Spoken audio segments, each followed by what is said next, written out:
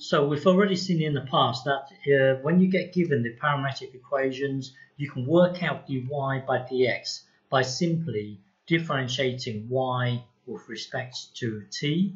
That will then give you this. And then you differentiating x with respect to t.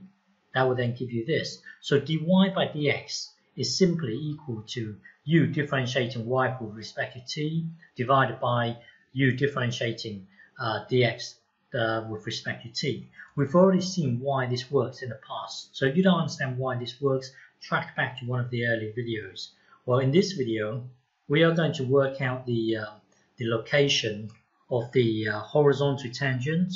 So you've got 3 here, and the vertical tangent, you've got 2 here, 2 here.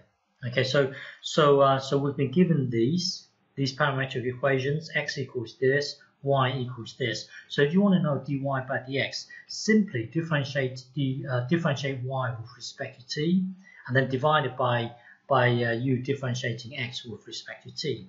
So differentiate y with respect to t, which is this bit here. That will then give us this thing here, and then differentiate. Find dx by dt.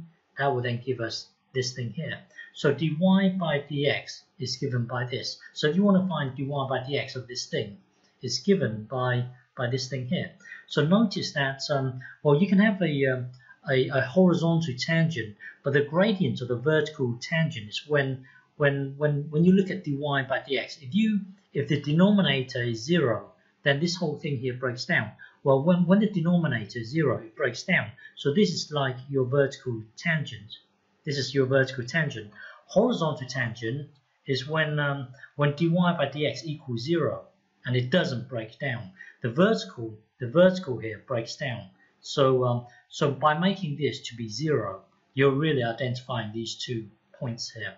By making this whole thing here to be equal to 0, then that will give you these 3 points. So let's try and find the horizontal tangent. So by setting it to 0, set dy by dx equals to 0. So try and find out when the gradient will be 0. Try and find out when the gradient will be 0. So set this to be 0. That will then give us this. So times both sides by, hang on, bear with me. Bear with me. Bear with me. Okay, so hang on, bear with me. So from here, times both sides by this, that will then give us, hang on, that will then give us this, and then factorize this, So that will then give us this thing here.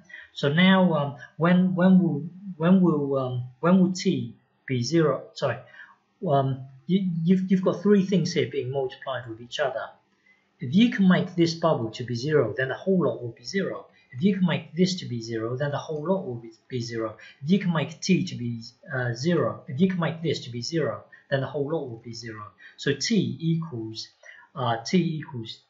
0 or square root of 6 and minus the square root of 6. So these 3 locations occur when time equals 0 and time equals, well, I don't know which is which. You have to think about it. But this thing here occurs.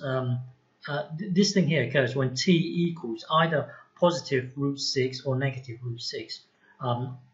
It's one or the other. You have to figure it out for yourself. So plus or minus root 6, and then the vertical will occur when time. Well, let's look at the vertical. Hang on. The vertical occurs when this thing here, when dy by dx breaks down. So when this thing here equals 0. If this thing here equals 0, then the whole lot will break down. So concentrate on trying to find out when this will be 0. So concentrate on trying to find out when this will be 0.